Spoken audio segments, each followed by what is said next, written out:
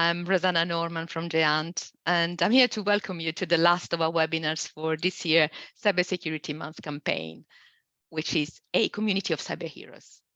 Cybersecurity Month is an initiative launched by ENISA, the European Agency for Cybersecurity. The main objective of the campaign is to increase knowledge and awareness of cybersecurity in the broad international research education community by providing members and users with tailor-made content and useful tools in the fight against cybercrime, so that everybody can be a cyber hero. So there's something new this year, as you probably already are aware. GÉANT welcomes the collaboration with RedCLARA, which is the Latin American space for collaboration and development in education, science, and innovation. And it's basically GÉANT's counterpart organization for Latin America. The collaboration between the two international organizations comprises the availability of live interpretation services in 3 languages: English, Spanish, and Portuguese. So to enable that, just look at the translation icon at the bottom of your screen. It's in the shape of a globe, and select the language that you'd like to follow, to listen to. Probably not all of you are familiar with GÉANT, so just let me give you just a little background and introduction. GÉANT is the organization that delivers a worldwide network and a portfolio of services for research and education, and operates a pan-European infrastructure called GÉANT Network. We run also a membership association for Europe's national research and education networks, and it's called the GÉANT Association. But going back to this week, this is the 4th week of the campaign, and we are targeting as an audience students and researchers. And today's webinar with the title Strengthening Security and Privacy Culture in Latin American NRENs, we welcome today's speaker, who is Emilio Nakamura, who's the CISO for the Brazilian NREN RNP, who has more than 24 years of experience in information security and privacy. So in his presentation, and he will be asking questions and trying to answer questions, such as what are the main challenges to promote security and privacy in the region? What are the activities running in Brazil and Latin America? And also, what are the opportunities for cooperation within the region? So the webinar will last approximately 1 hour, and including 50 minutes Q&A. So please use the Q&A function on the chat, and we can answer them, make sure they are answered at the end. And now, happy listening. And all I can say is that, Emilio, the floor is all yours. So enjoy it. Thank you, Rosanna. I'm going to speak in Portuguese. Okay. Então, muito obrigado pelo convite. Thank you very much for the invitation. It is an honor to participate in such an important event as a Cybersecurity Month. We're going to deal and approach a topic which is very important, which is the human factor in cybersecurity. Cybersecurity importância cada vez maior em todas as organizações. E o aspecto humano tem uma relevância becoming increasingly important in all the organizations. So I'd like to thank you for the invitation. We have a group in Latin America on cybersecurity. So I'd like to thank Rosanna for the invitation, and also Christian Mayada from RNP, who has helped me prepare this presentation. I'm going to share my screen now.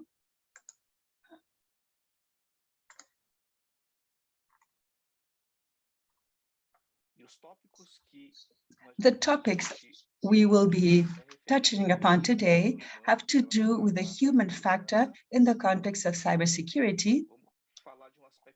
We're going to speak about a very important issue, which is the cybersecurity risks. Very often we think about the technological aspects, but there is a human factor also related to the cybersecurity risk. And I will also speaking about strengthening the privacy culture. We're going to be touching upon the challenges and strategies in Latin America, as well as some of the actions that we're carrying out in the collaboration between the different countries.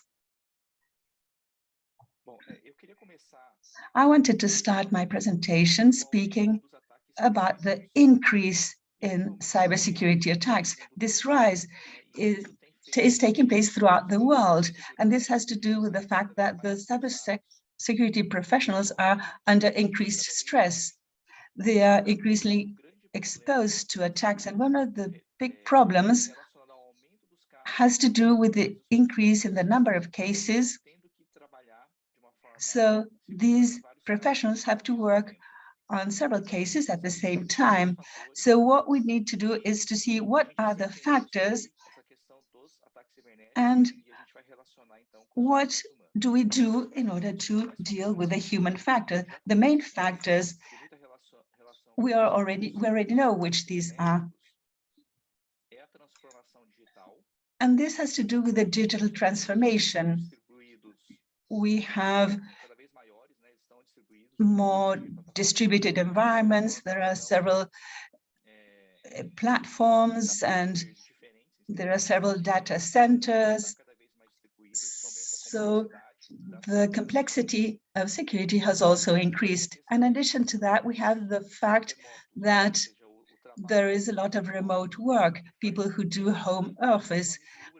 So there is a combination of different people, professionals and normal users. You have users who use devices for their personal activities, but very often they use the same device for professional work. So the security policies for using the devices is something that is not always taken into account. So we see that there is an increase of the attack surface. In terms of the digital transformation, there are systems that were not connected previously, but now are connected. So we have the Internet of Things and the 2.0 technology and the 4.0, technology. So the platforms that are now working in the cloud environment, as well as the environments of the organizations themselves, as well as all the users,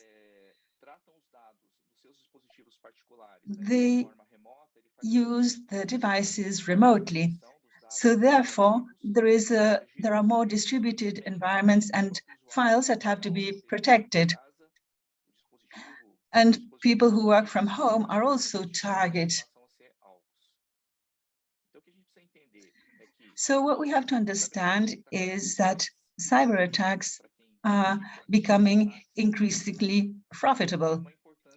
And also it is the increase in the importance of the human factor in cybersecurity is something that we have also observed. Now, is this really true? Namely, that the human factor is irrelevant. This is a survey carried out by Verizon. This shows that 82% of all the breaches involve human factors, involve the human element. So this report speaks about leaks and breaches. It's not about the incidents, but this is about the breaches. So 82% is related to the human element. Now, this implies that they use either stolen credentials, phishing, misuse, or simply this is due to errors. So the combination of all these elements is something that we have to focus on. Human factor is very important for things related to errors, to misuse, which leads to the use of stolen credentials, of credentials being stolen. This is another research which focuses on the level of concerns regarding the types of cyber attacks. This is from 2022. So these are all related to human factor. Now, there are phishing attacks, there are ransomware attacks, there are data breaches of customer data. This is also through corporate or through personal emails, data breaches, also involving the human factor. There's a lot of concern And more recently, I didn't put an arrow here, but this also involves human factor. This is related to using email. In addition to that, we have emails that are missent and then lead to data breaches. Furthermore, we have internal espionage with malicious insider attacks. Then there are replies to encrypted emails, which are in fact not encrypted when these are replied. So we see that there is an increased use of encryption by organizations and users. So the users receive these encrypted emails, as I said, but respond without encrypting the reply. This leads to data breaches or data leaks. There is also sensitive financial information sent by email, but this is not encrypted. Maybe the sender forgets to encrypt the message. Then we have the assumption that an email message is encrypted end-to-end, but in fact, this is not the case. So this is a technological failure.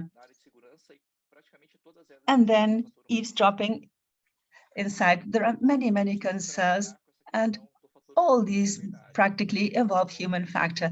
Therefore, we have to work on the human factor. This is quite true. There is an importance of the risk of the human factor. This is one of the things that we have to understand, namely the cyber risk.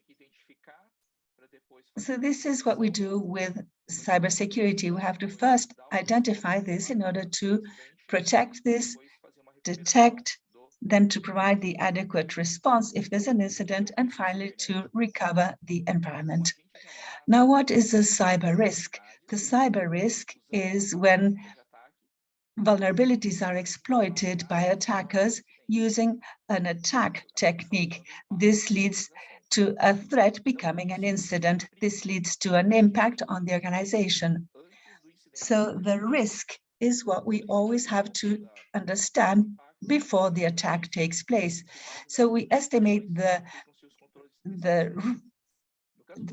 level of risk, and based on that, we apply the security controls. In the case of human factor, we always try to look at the asset of the people, the end users, the technical staff, the management, the executives.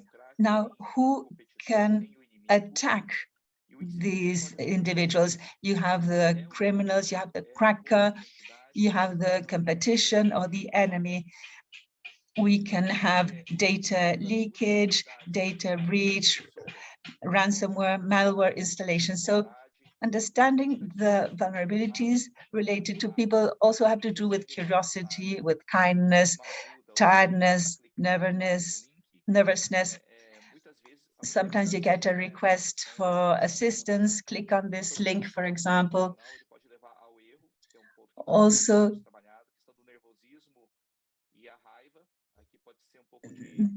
sometimes people might get nervous, or there can be anger involved. You can have other motivations like the lack of skills or greed or tendency to help. So we have to raise the awareness of many people regarding the potential risks.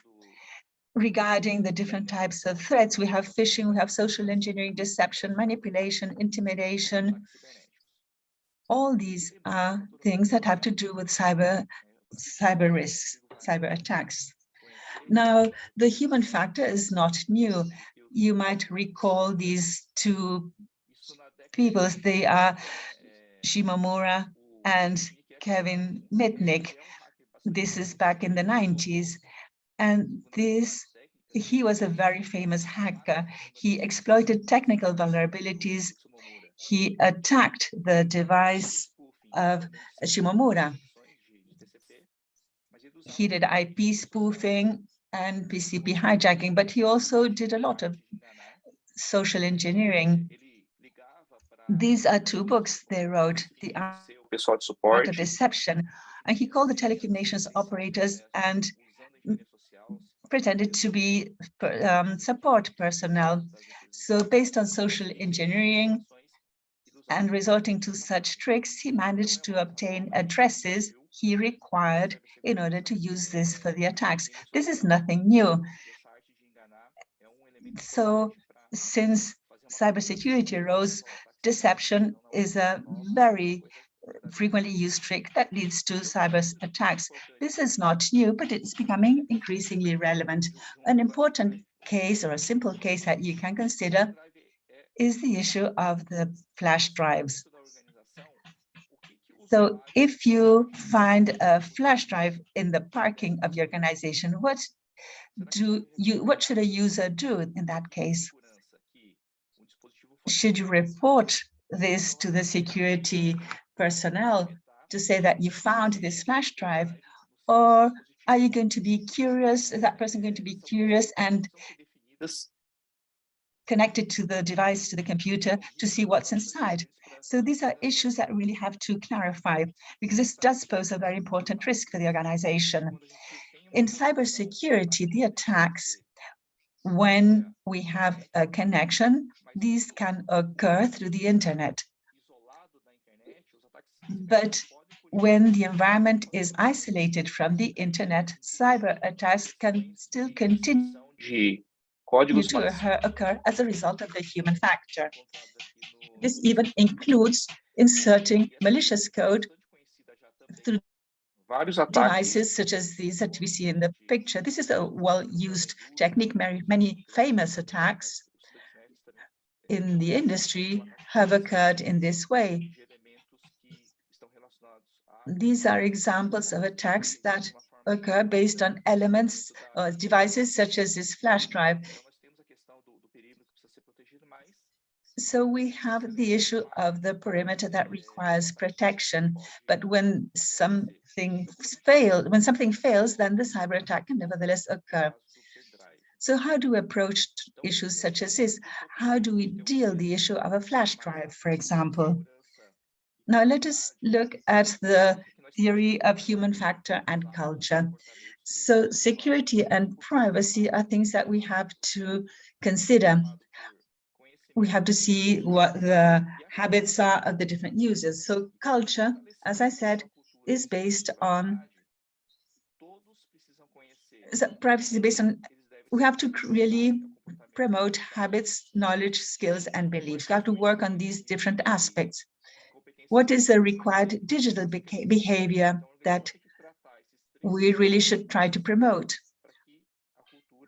We have to deal with these three aspects in order to strengthen the security culture. So let us look at the challenges we have in Brazil and Latin America. How can we promote cybersecurity and privacy? Some of these challenges, well, this graph shows 10 countries in terms of number of attacks. These are ransomware attacks. These include all the continents. United States is top of the list, but you can see Brazil is one of the countries that has suffered most attacks. In Latin America, we also have Colombia and Mexico, in addition to Brazil. These countries are members of RedCLARA. The frequency of ransomware attacks has increased. We had attacks every 40 seconds in 2016, and last year we had cyber attacks much more frequently. In 2021, it was every 11 seconds. So one of the other things that is increasing is the impact of cyber attacks. More people are now affected. So the impact is very, very big. This not only occurs when the incident itself takes place, this also continues after the incident. We see here the cost of a cyber attack. This can last even 3 years after the original attack. The highest percentage of the impact is in the first year, but this also lasts beyond that date, the second year and the third year as well. So devices are left active, including damage to the reputation of the company. Of course, this goes beyond the cost of losing customers. Therefore, these cyber attacks should be prevented as far as possible, precisely because of the long tail effect. We also see that one of the challenges is to detect these breaches. Until this takes place, we have a window of 197 days. Many organizations had data breaches, but these were only detected at a much later stage. Sometimes it takes an average 197 days, and as time goes by, the number of the damage also increases. The longer it takes, the worse the damage. If it is rapidly detected, then we lose about $3 million, but this impact increases as time goes by. Therefore, this should also be tackled as soon as possible. In addition to that, we have the education factor. This is a report of Sonic Wall of 2021. It shows, of 2022, it shows that the attackers and the users, 20% of the users in the education sector were targets of cyber attacks compared to other sectors. For example, you have government, you have healthcare, and also the retail sector. If we look at these different sectors, we see that the education sector is the one that is top of the list. There are many actions that we should carry out to deal with this. Somehow we're lagging behind in terms of cyber controls. Therefore, in the education sector, we should have to work on this even more. Now, a lot of research is being carried out in the education sector on the topic of cybersecurity.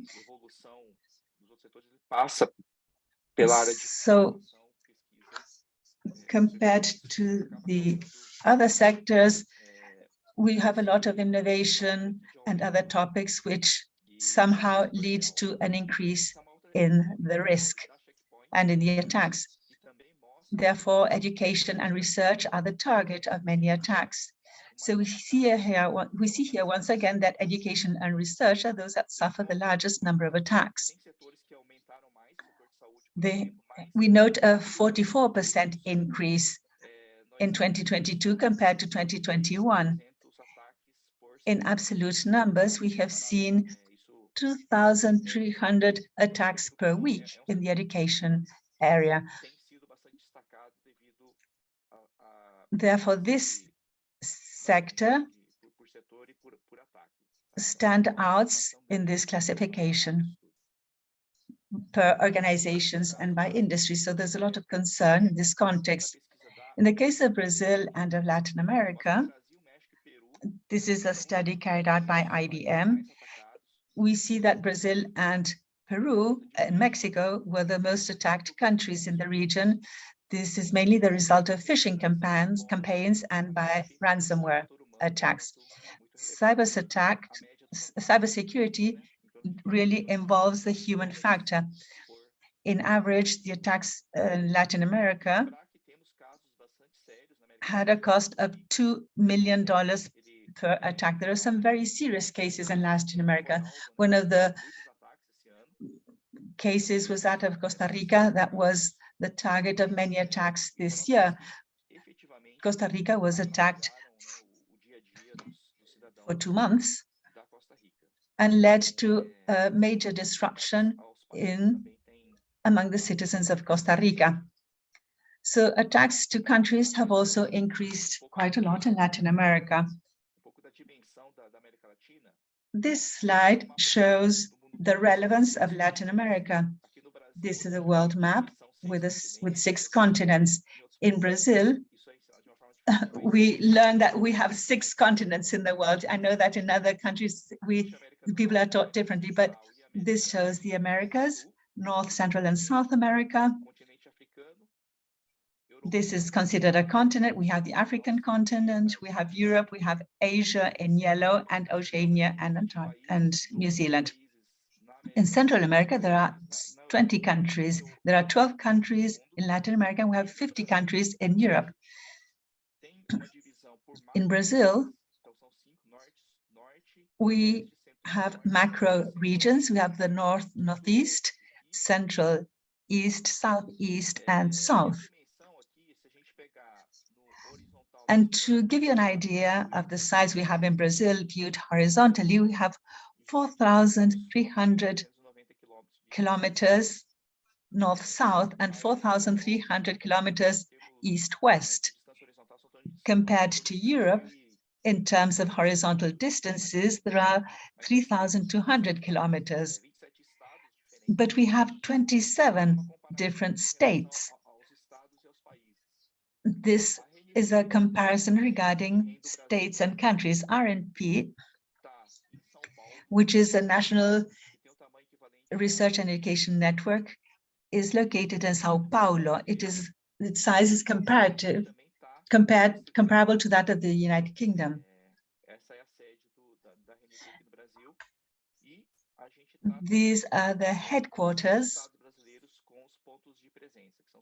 of RNP in Brazil. And then we have all the different states with the different points of presence that establish the connections between the different organizations. So for information purposes, Latin America is made up of 20 countries. These are the different countries, and they speak the different languages: Portuguese, French, and Spanish. Brazil is the only country in Latin America where Portuguese is spoken. French is spoken here, and Spanish is spoken in the countries that are in green. This compares Latin America and Europe in terms of the area. Latin America has twice the size of Europe, but less inhabitants, or one region with another. So RNP connects the different organizations. We have a backbone over here, and connection with the United States, with Europe and RedCLARA here, and with Africa. These are the points of presence in the 27 Brazilian states. We connect RNP. RNP connects 800 different organizations divided into universities, innovation companies, research funding agencies, health establishments with education and research, centers also related to museums research and cultural institutions, and education, museums, cultural centers, innovation promoting environments such as technology parks also. And so it's hubs. 800 organizations, over 4 million users, with 50 networks, community networks, and more than 100 gigabytes per second. That's a connection. So the strategy that we have to strengthen that culture has a lot to do with the rules. The first step, then, to strengthen the culture of security is to state clearly what the rules are. What is it possible to do? What should you do? And why?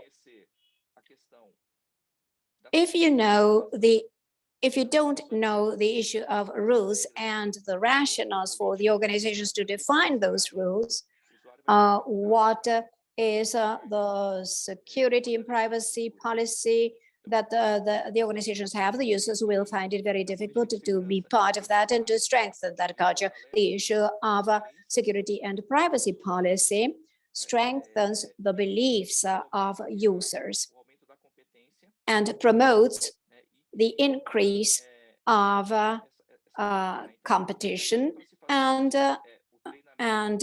competency, and also strengthens the culture. What are the mechanisms that we have available? Training, awareness, and education. But instead of isolated actions, the ideal thing is to do it based on what the organization defines, always with the support of management. Some of senior management, some issues that are important of the security and privacy policy, and that is that each organization has its own policy. The culture of the organization has an impact on the security and privacy policy and the culture. So the policies must reflect the characteristics of the organization, must be applicable and feasible, must be organized in a number of documents. You can start, for instance, with guidelines and policies, and then you go to stand norms and rules, processes, and the procedures and guides. So it's a set of documents that you need that must be organized based on the target public, the target audience in the company. So the people who are the technical people will configure, will set up security. They have a certain type of document. The end users will use a different document. So the policies must be accessible. The users must have access to them. They always must be updated and be communicated regularly so that you can increase the effectiveness. In terms of the different profiles we have, training, education, and awareness, all that for the technical team, the technical staff, management, and users, and the general public. All security policies must be directed to these audiences with these profiles. An interesting piece of information, comes from Verizon, and it shows some trends. And one of the trends that we see is the issue of misconfigurations when storing in the cloud. So misconfiguration. This is an example of a value that went up until 2019, and now it's dropping. We are speaking of errors. This is treated by this. You can deal with this training the technical staff. The most important attacks that we've seen in recent years come because of this misconfiguration of the cloud, and this has been reduced.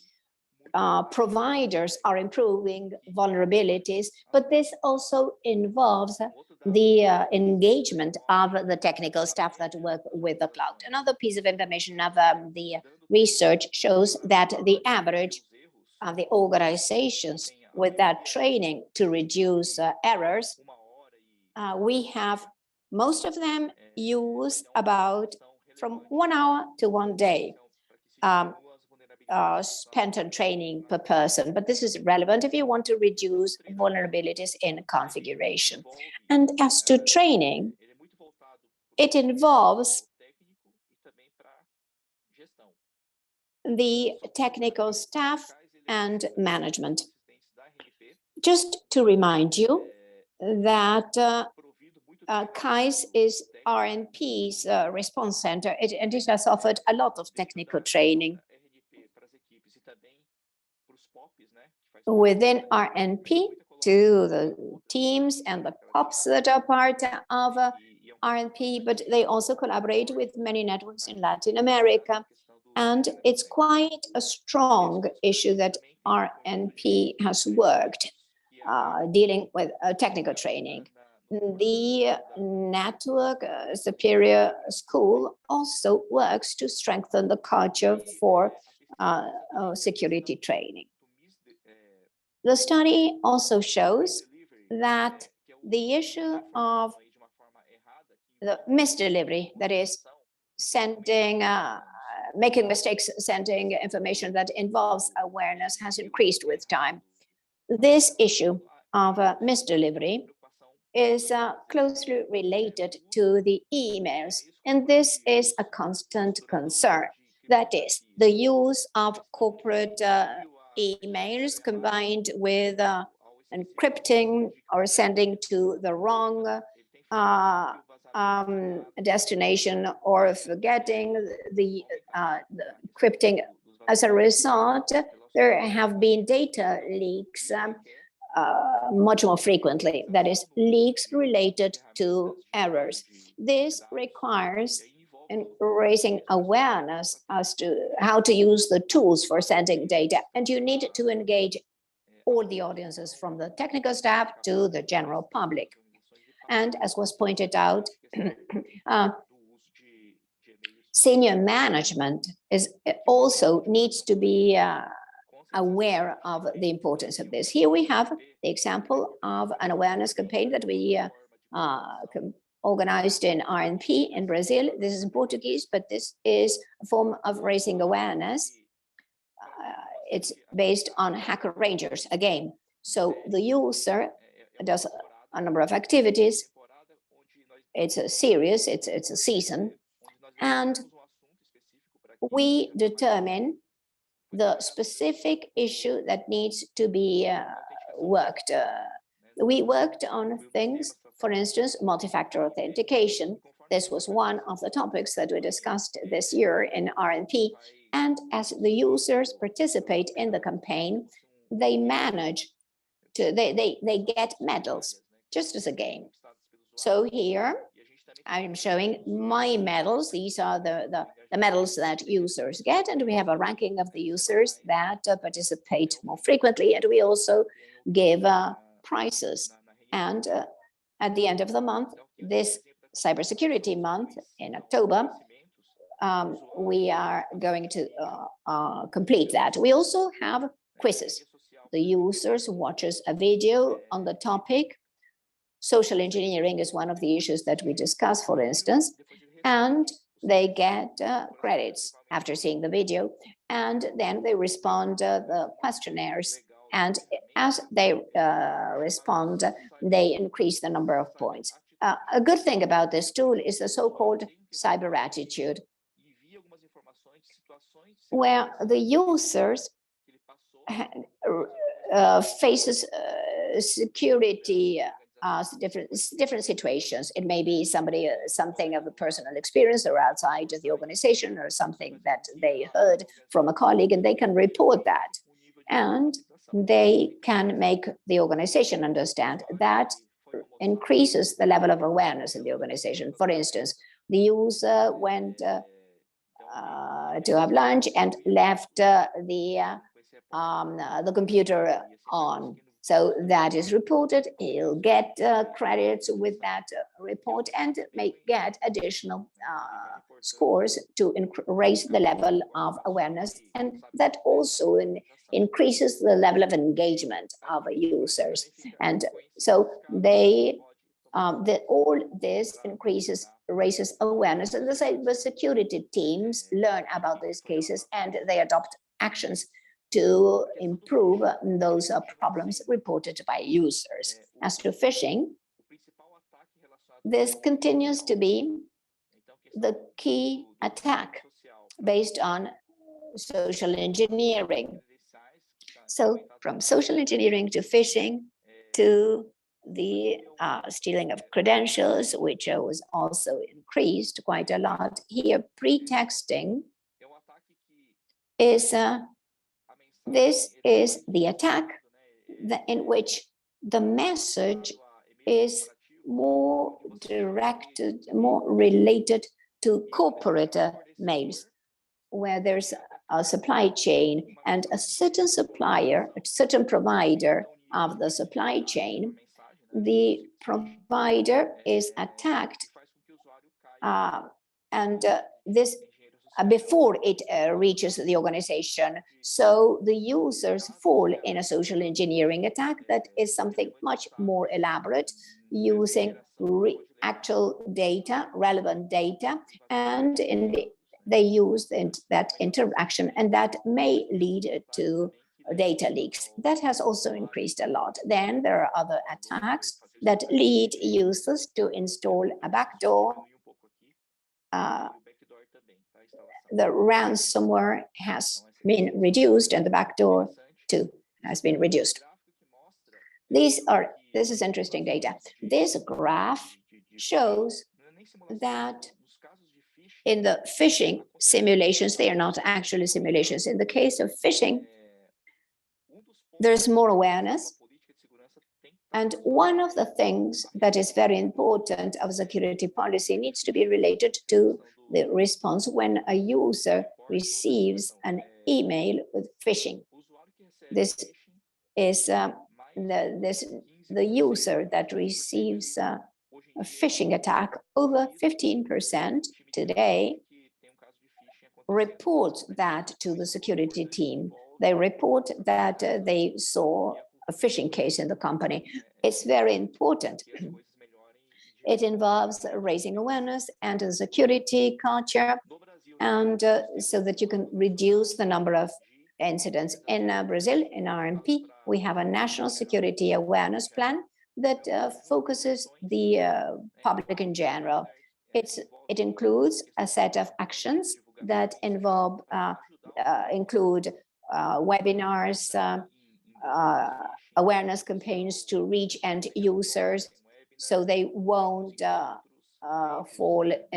they won't suffer the attacks of social engineering. So there are reports, there have been meetings in recent years to help users increase their maturity and their awareness and their security. So this is done every year. At a management level, we have an event that's called RNP-SEG. That it's a dialogue that we have with managers, with the clients of RNP, of the different organizations.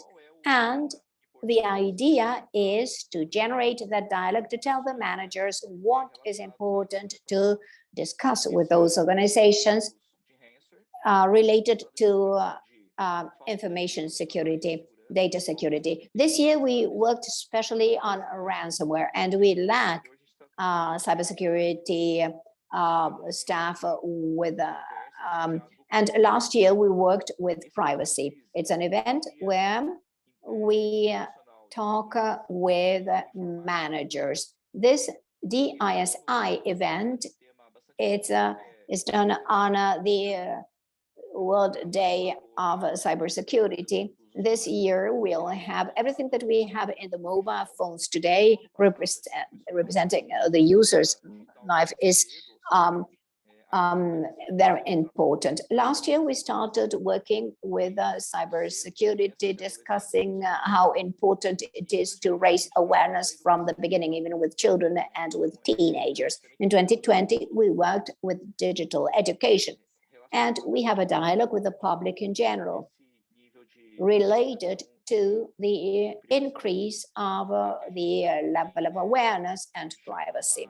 Here too, we called a digital influencer in Brazil who's quite famous in the area, and she has a dialogue with the younger public, and we also have that kind of cooperation. An important action too is young people in security.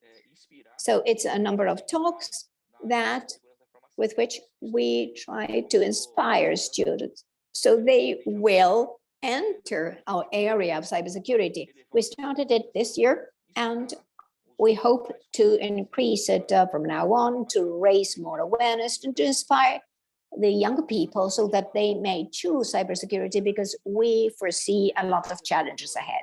In the RedCLARA, we have many sessions, say of Ecuador, Curie of Mexico, and RedCLARA promoted a number of webinars related to ransomware in education with over 300 participants.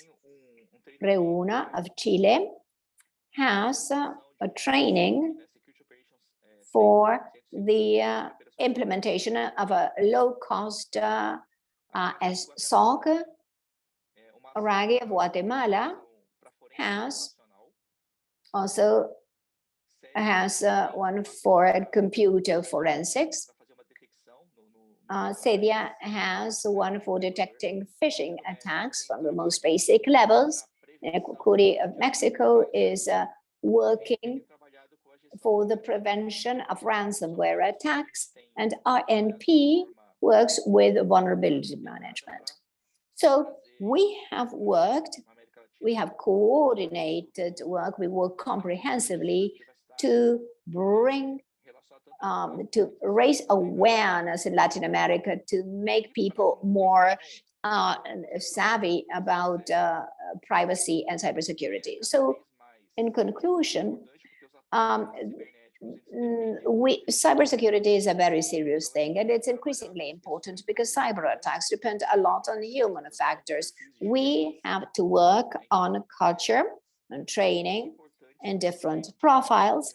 So there are important issues. We have the cyber risks, and we all need to understand what can happen, because unless we implement the engagement of users and the users' beliefs, we need to be able to convey the message very clearly and to integrate technologies and processes that need to be related to training and awareness.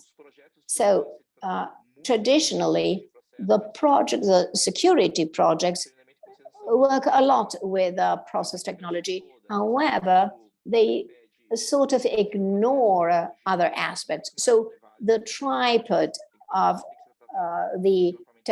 all the technologies and training and awareness, all this needs to be treated comprehensively, and we need to include security and privacy in all training and not dealing with them separately. The process of the organization need to work with security and privacy more and more, and security policies need to be defined, published, and communicated so that everybody may understand that what the organization expects from users, but essentially so that everyone may realize that the organization is taking care of the digital habits and behavior, and that they are worried about their habits and the behavior of users.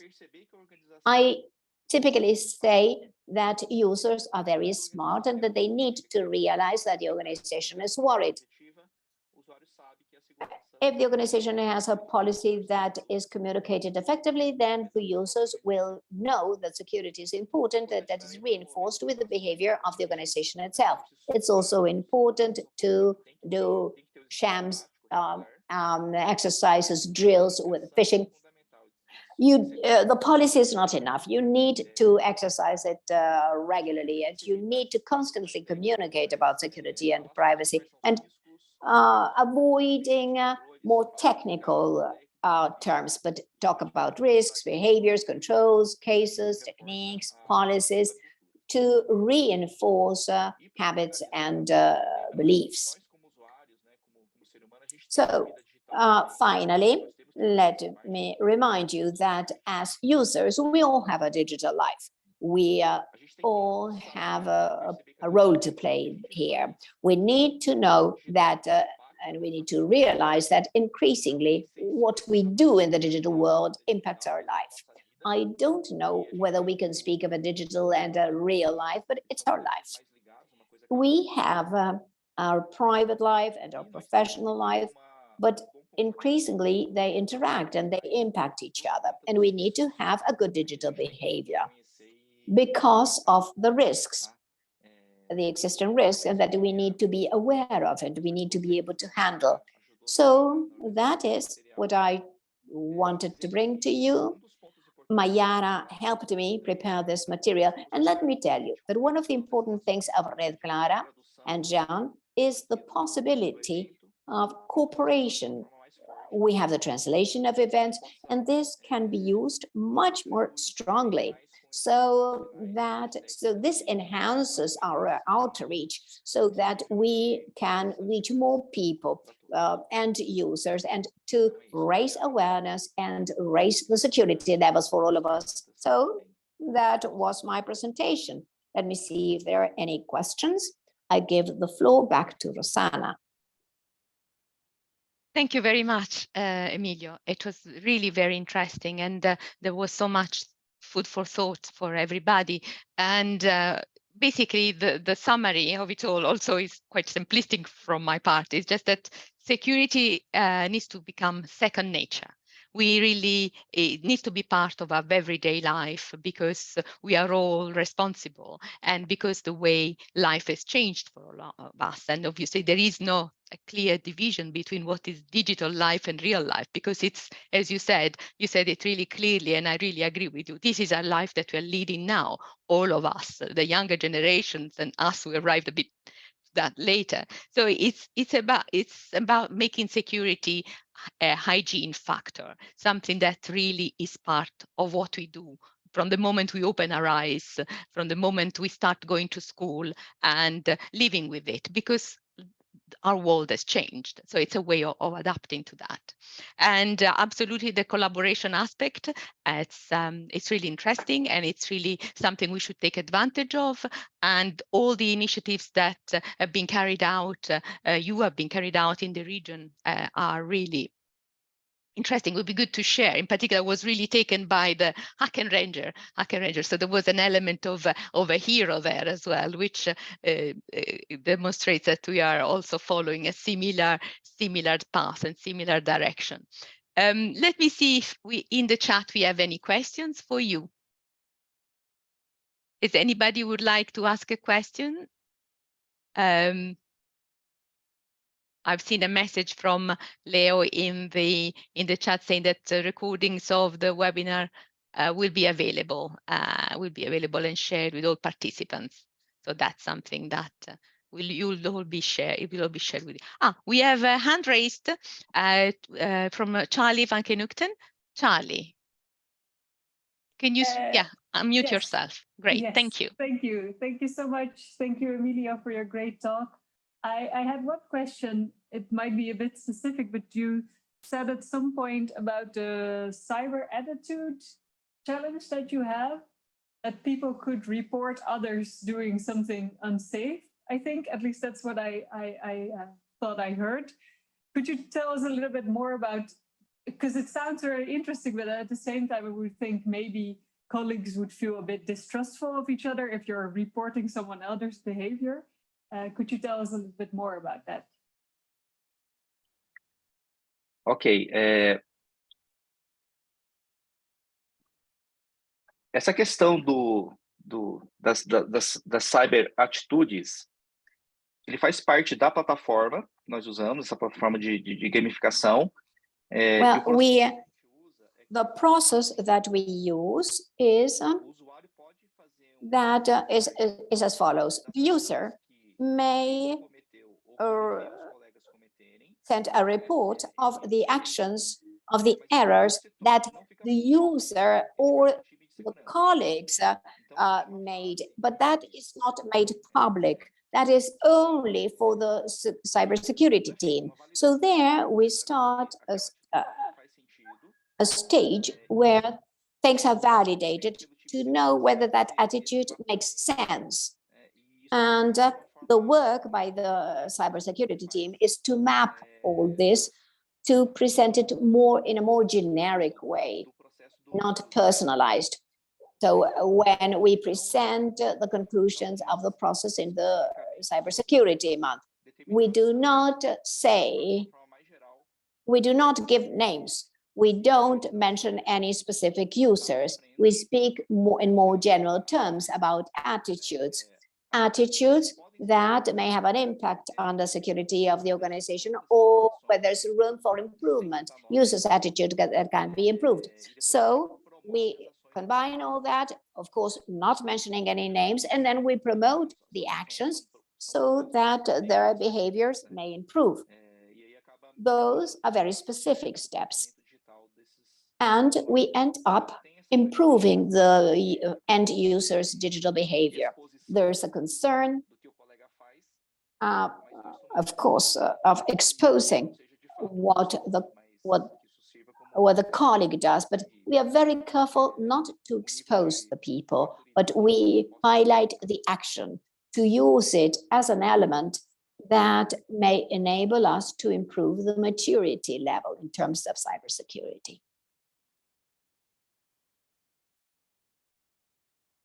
Great, thank you so much. Posso só complementar algo? A cyber May I add something?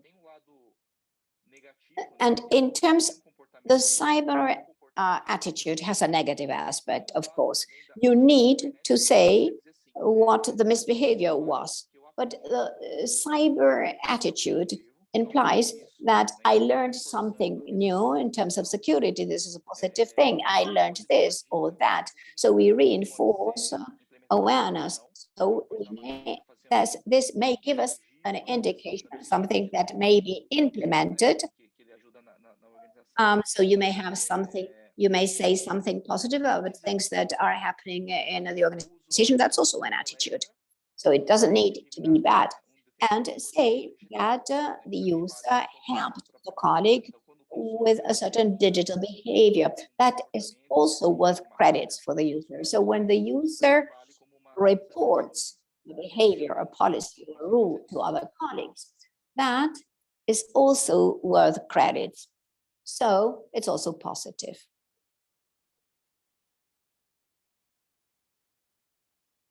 Great, thank you.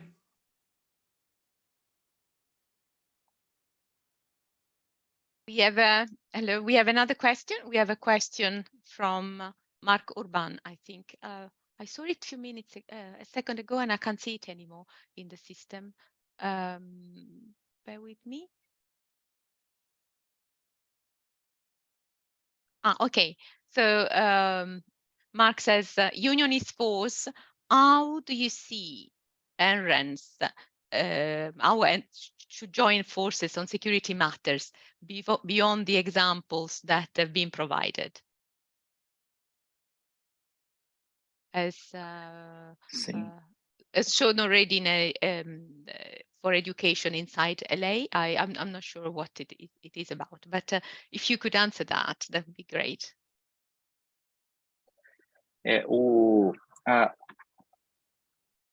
As NRENs, elas trabalham de uma forma cooperativa, né? Colaborativa, de uma forma bastante forte.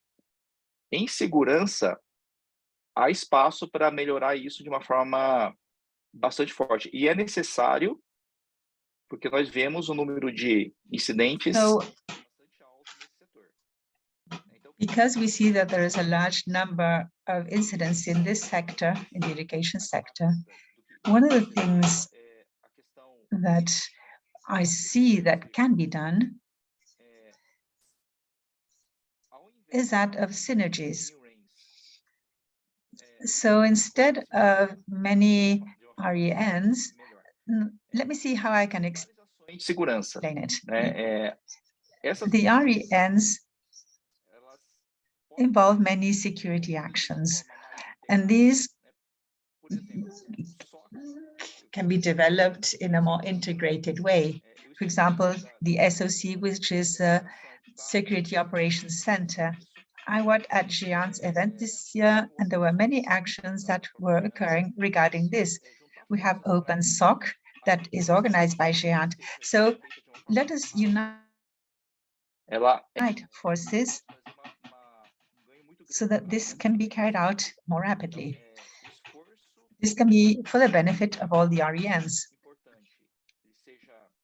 Therefore, the effort of making something important become disseminated in the RENs is very important. So standardization is important. If you have standardized things, instead of having different procedures, in that case, standardization contributes to dissemination. Therefore, if we do have something important or something that is critical, we can proceed in that way. There are also other actions that RENs are trying to carry out. So these actions can also be replicated in other RENs. For example, instead of each REN creates its own material, this material can be translated. I already mentioned this, Mark. But nevertheless, this has to do with finding synergies and joint projects. This would be the secret, somehow, to unite forces. We also have the issue of funding, which is also very important. Now, when we have common projects, when we can take advantage of the synergies, this is something that yields results much more rapidly. So we really have to focus on some of these points.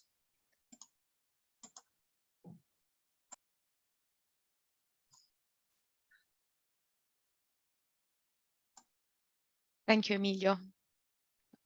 And thank you for the question about collaboration. And who knows, there may be things that could be done globally, creating regular meeting of minds within the national research and education networks where addressing security issues and comparing the initiatives and the activities and see what can be selected and shared and adapted locally, or it could be something as simple as having an online virtual meeting to discuss these things, sort of maybe going forward. Who knows? Something that can be obviously formalized. Who knows? Something we can look at. I don't see any more questions in the chat, but I see that there was a message sent by Leonardo, who's asking to complete the survey, and which obviously will help us in the creation of our future campaigns related to Cybersecurity Month. And so feedback is, as you know, is always fundamental and always important. So if you could take just a couple of minutes to complete that survey, that would be really helpful to us. And I think if there aren't any more questions, there are not many questions. I just want to say thank you very much. I'm echoing what Leonardo just written. Thank you very much for participating. Thank you, Emilio, for your presentation. Thank you to RedCLARA, and thank you for the participation of all our colleagues from across the ocean, and also to the great work and job that's been carried out by the translators, and because it's quite challenging to do. So, and I think as far as I'm concerned, and it has gone really smoothly. But I see there is a little hand raised by Charlie. Charlie, fire away if you have another question.